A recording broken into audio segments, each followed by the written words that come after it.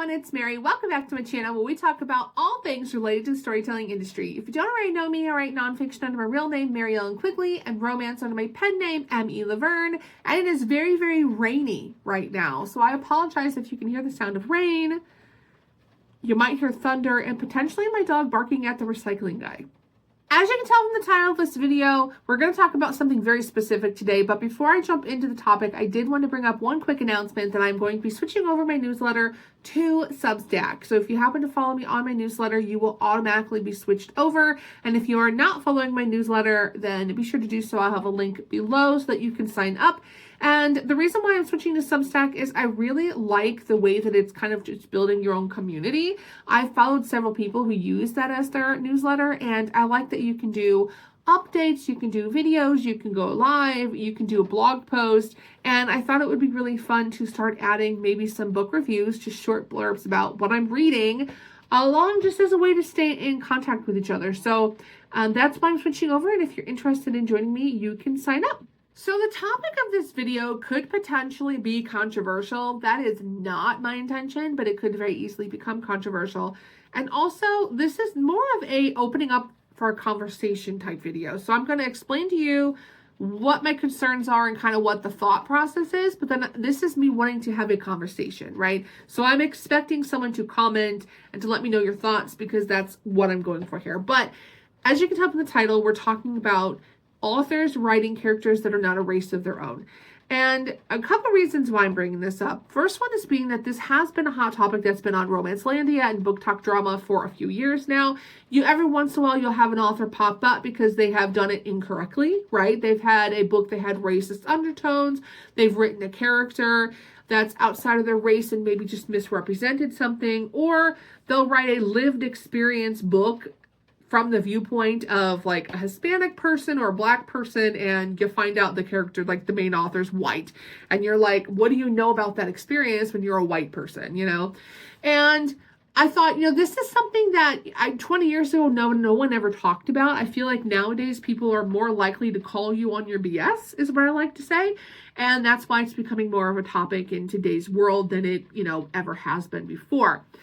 And it made me think because as I was going through and revising Nocturne, I came across a character that at the time I created because I based her off of one of my real life friends. Many of you guys may already know this. I grew up in Hammond, Indiana. Hammond is in Indiana, but it's the very northwest corner of Indiana. And it's actually more of like a suburb of Chicago than it is like Indiana. So if you picture Indiana, cornfields, race cars, farms, that is not Northwest Indiana. Northwest Indiana is factories, steel mills, diversity, high poverty, and crime. That's where I grew up. And so I grew up in an area where my best friends were not white. And so when I was creating this cast of characters, I based some of these characters off of people I knew in real life. So a lot of the best friends, like Darius's best friend in the book, is like a guy who grew up in the neighborhood with. And then Francesca, or Franny, who's the best friend of my female character, is off of this friend I've known since middle school. Still friends with her. She is the most amazing person in the world. And I was so excited to create a character based off of this friend of mine. And the problem, though, is that this friend she's Black. She's a Black woman, and the character is also a Black woman. And in book one, I feel like that it's not as big of a deal, right? Because we're not really focusing on her race. We mention her having beautiful braids when we're describing her, description. We're giving a description of the character, but really it's not a main topic in the first book. Where it becomes an issue is that Franny is actually built into this. For those of you who don't know, Nocturne is supposed to be part of a series, and Franny is built into this book as a member of the series, part of the series, right? So the whole premise of this series is you have the human woman who falls in love with the vampire. You have the warrior vampires who are fighting against human scientists who are stealing vampires and doing experiments on them. And in this book, they're trying to rescue Max, who is kidnapped by these human scientists, and he has had these horrible experiments done on him. At the very end of the book, they rescue his character. The very final scene of the book is Max and Franny meeting each other them realizing they are fated mates, because it's a fated mates trope series, and him telling her, I'm too broken for you, we can't be together, and walking away. And the next several books in the series is the two of them, and we learn more. Like, he has to go through a healing process. She has to go through her own healing growth process. And so you get glimpses of them throughout the next multiple, books in the series, until book 5 was supposed to be their love story.